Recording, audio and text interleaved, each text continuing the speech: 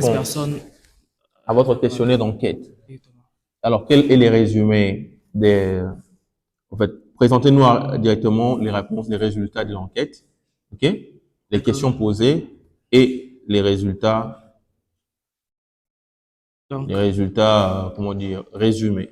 Bienvenue dans la minorité consciente. Ici, avec le facilitateur, ça parle anglais, leadership, développement, entrepreneuriat, marketing et gestion. Abonne-toi et partage. Comment dire, résumés.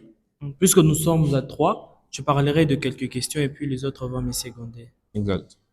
Comme première question, on a vu la tranche d'âge dans laquelle se trouvaient les personnes enquêtées. C'est vrai que nous avions utilisé un canal qui n'est pas très populaire, surtout ici dans notre contexte quinois, surtout par les personnes d'un certain âge. Mais notre, notre échantillon est quand même assez représenté puisqu'il comprend un certain nombre de vieux. Euh, donc, il y avait 40% pour le jeune de 16 à 23 ans. Il y Parmi en les a répondants, il y a 40% qui sont de qui la ont, catégorie des jeunes, oui, qui ont compris entre participé à 16. cette enquête. Exactement. Pourtant, je vous ai dit, lorsque vous établissez le critère d'âge, la catégorie des mineurs, faut le mettre à part, c'est-à-dire moins 18 ans. Et là, à partir de 18 ans, vous prenez de 18 à 25, ok? Ou 18 à D'accord. 24. Et puis, vous faites des tranches d'âge comme ça de 10 ans, 10 ans, 10 ans, arrivé à 60 ans ou 65 ans, vous faites plus de 65 ans. Mais je vois que vous n'avez pas vraiment respecté les tranches d'âge qu'on vous a donné pendant les cours. Faut continuer quand même. D'accord, merci. Pourquoi on a commencé trop bas? Puisque généralement, dans nos familles, ici surtout au Congo, on remarque que déjà très jeune, on initie nos enfants, nos petites sœurs et petits frères à, à cet art de cuisiner. Donc, on a compté exactement 46 personnes qui se situaient entre 16 et 23 ans. Et en deuxième position, euh, enfin 49 personnes. Et en deuxième position, 46 pour ceux qui sont un peu plus jeunes que ça. Comme autre, euh, comme autre question, il y avait aussi les genres. On a voulu comprendre si euh, le garçon, les hommes et les femmes s'impliquaient de quelle manière. On a vu que les femmes ont beaucoup plus réagi par rapport à ces questionnaires. 58% des femmes. 58% de femmes contre 50% de femmes contre Ah, 47%. ok, 50%. Ok, j'ai confondu les. Il y avait aussi les lieux de résidence qui est très divers. Je ne vais pas m'attarder dessus. Très varié. Euh, Non, moi je suis curieux de savoir pourquoi dans la question sur le sexe, vous avez ajouté l'assertion je ne souhaite pas le préciser. Je ne sais pas si en RDC on a ces problèmes de genre où il y a des gens qui veulent cacher leur genre, n'est pas homme. Bon, je ne sais pas. Expliquez-moi un peu pourquoi vous avez ajouté cette assertion-là. bon, c'est vrai qu'en RDC, la population est visiblement, globalement constituée de hommes et de femmes.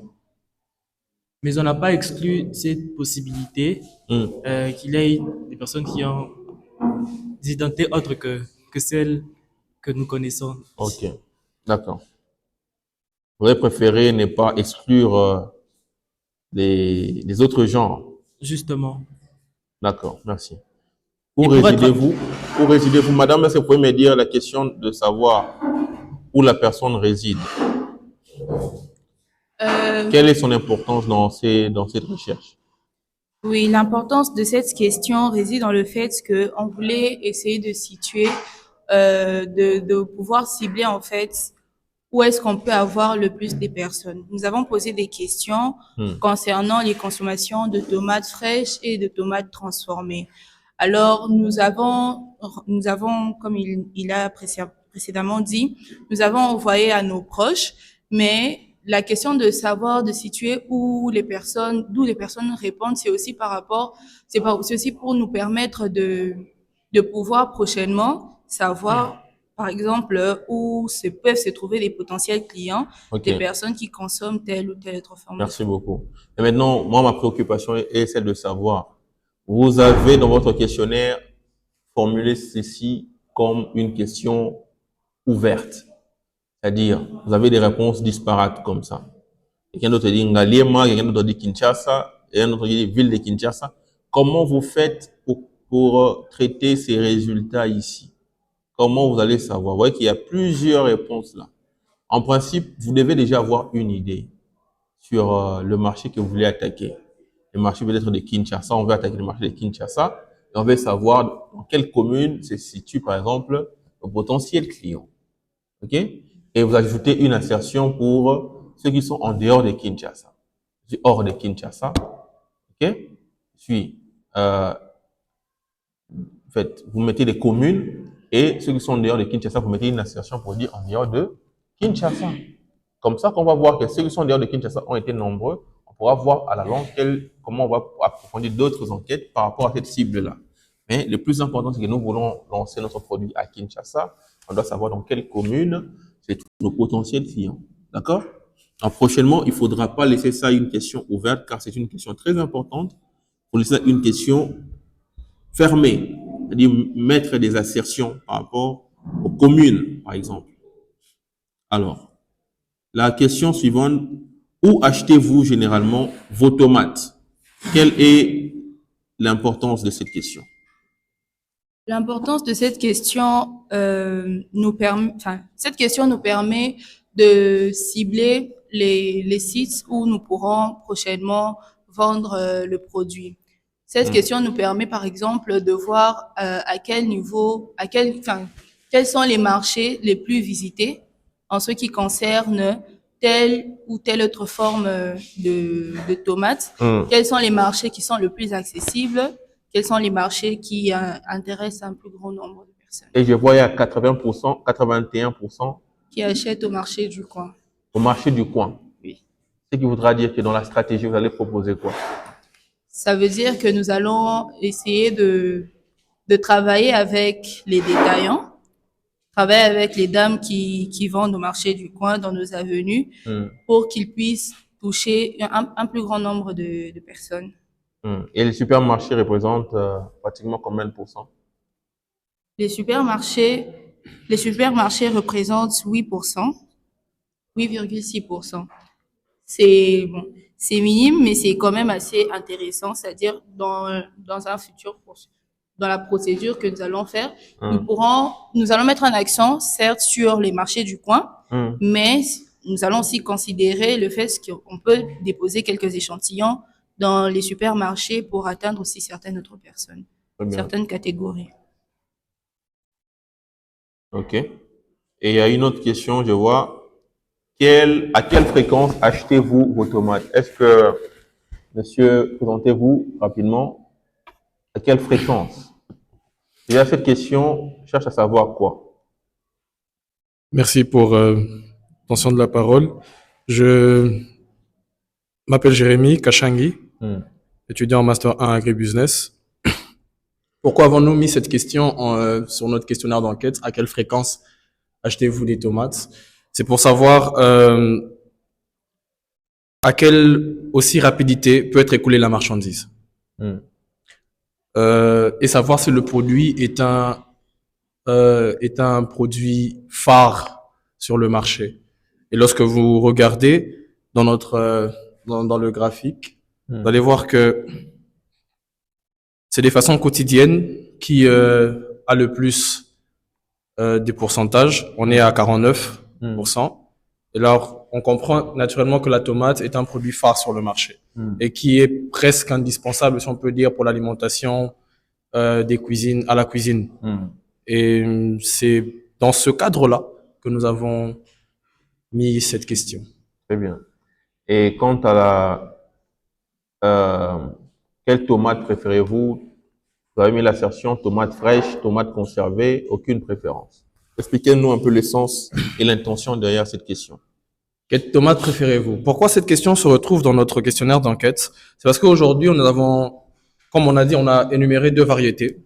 Celle qui est concentrée, celle qui est conservée, ou celle qui est fraîche. En d'autres termes, la tomate fraîche, on parle de la tomate fruit, carrément. Et aujourd'hui, on a des personnes, une catégorie de personnes qui préfèrent utiliser les tomates fraîches que des tomates conservées. Parce que nous savons tous que quand c'est une tomate conservée, il y a des composants chimiques aussi dedans qui, comme un conservateur. Et alors, certaines personnes, et même une tranche d'âge, on ne permet plus de consommer des tomates conservées. Alors, voilà pourquoi nous avons mis cette question, pour savoir aussi quelle est la tomate qui peut être plus produite pour peut-être nous donner plus de revenus si la tomate fraîche. Et je vois, il y a une assertion, vous avez dit aucune des deux, c'est-à-dire il y a au moins 12% qui a répondu en disant que bon, nous on préfère ni la tomate fraîche ni la tomate conservée. Alors quelle alternative on peut avoir en dehors de la tomate fraîche et la tomate En conservée? d'autres termes, ce n'est pas vraiment comme ça que le sens de la question. Si le consommateur ne préfère ni l'un ni l'autre. C'est la question va dans le sens de la personne est ouverte à tous les deux. Soit elle n'a pas de préférence, soit elle peut utiliser la tomate fraîche, elle peut utiliser la tomate conservée, elle n'a pas de préférence. Très bien. Tout ce qui est sur le marché l'intéresse et peut l'utiliser. Très bien. Merci beaucoup. Et là, il y a une question sur les caractéristiques. Quelles caractéristiques sont importantes pour vous lors de l'achat des tomates? Vous avez mis de critères de choix, le prix, le goût, l'origine, c'est-à-dire locale ou importée, aspect, c'est-à-dire la forme et la couleur de la tomate, facilité d'utilisation, autres à préciser. Et on voit par rapport à ça, il y a au moins 69% qui optent pour l'aspect et la forme de la tomate et 52% ils sont plus partants pour le prix, d'autres les goûts. Ce sont les 3 critères favorables. Alors en tant qu'expert, vous avez mené l'enquête, qu'est-ce que vous allez proposer au manager par exemple ici sur la stratégie du produit? Je ne sais pas si quelqu'un peut répondre ou bien vous pouvez poursuivre. Vous avez là 3 critères qui sortent de l'eau. Puis le critère d'abord l'aspect de la tomate et ensuite le prix